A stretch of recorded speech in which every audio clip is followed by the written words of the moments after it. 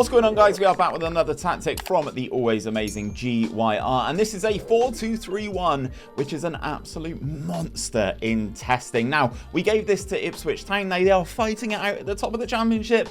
With this tactic, they got over the hill and they were crowned champions of the English second tier. We gave this to Porto, obviously one of the better teams over in Portugal, but they did have an unbeaten season in the league while securing a domestic treble. And on your screen, you can see the exploits with Manchester City. We always test these tactics with an elite tier team, guys, because if it doesn't work with Man City, it's not going to work for anybody else. You can see they absolutely cleaned up here and won basically everything. 100 points in the league season and a 93, I can't even see, goal difference. 127 goals scored in the league. I went through and I added up all of the goals that this tactic scored with Man City, and it was over 200 goals. It is absolutely ridiculous. If we have a quick look at the data hub, you can see it's scoring 3.34 goals per game, over 2.5 expected goals per 90 minus penalties, which is fantastic. And the goals conceded is pretty low as well, less than 1 goal expected against it per match, which is fantastic. This is what it looks like with the Manchester City team in situ, and you can see whilst Haaland is the main focal point of this, there's been goals shared around the team as you would expect with Man City in real life. 17 for KDB, 14 for Bernardo Silva, 18 for Foden, 15 for Grealish. We've got 18 for Doku, 21 for Julian Alvarez. It just scores a hatful of goals, and there is some slight different stuff in here which you don't always see. So I'm going to go through and break down this tactic role by role, instruction by instruction, so that you guys can get it in your game. If you're on console, you can just follow along, but these wouldn't be possible without GYR, so his links are down in the description below.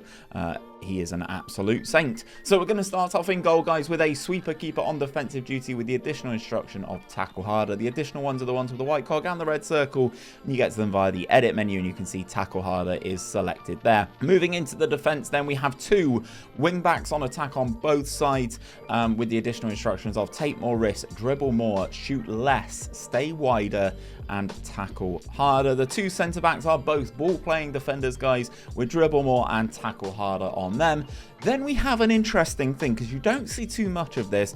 2 centre midfielders, which are highly customizable, on defensive duty with the additional instructions of take more risks and tackle harder. They already come with hold position, so they're going to act like defensive midfielders a little bit, but they're going to stay where they are. If you just have a CM on support, they kind of move a bit more than that, so the fact that they can hold position and it comes as a coded in instruction is also very, very good.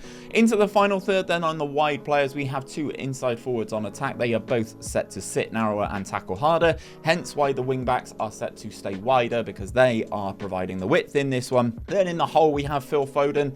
Is he your number 10 for England going into the Euros? Let me know down in that comment section. I'm intrigued to see what people want to do here, Foden or Bellingham.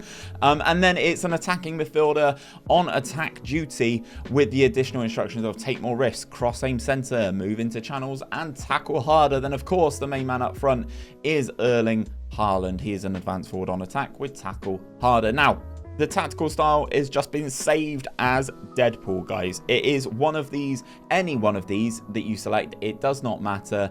And then all G has done once he's finished with the tactical style is hit save and then saved it. As you can see, I have Black Panther saved there, just as what I've done in a previous video. This is an attacking mentality on this tactic, and in possession, this is how we are set up. Fairly wide in terms of that attacking width. We are passing into space in terms of our approach play and focusing play down the left and the right-hand side, getting those overlaps and outnumbering our opponents, which is really, really good. Shorter passing directness, a higher tempo, low crosses into that final third, and we are running at the defense in terms of our dribbling style. In transition, guys, this is how we are set up. Counter pressing when possession has been lost. We are countering when possession has been won, and our distribution type is to roll it out, but not to a specific target. We are just letting our goalkeeper make the best decision at the time.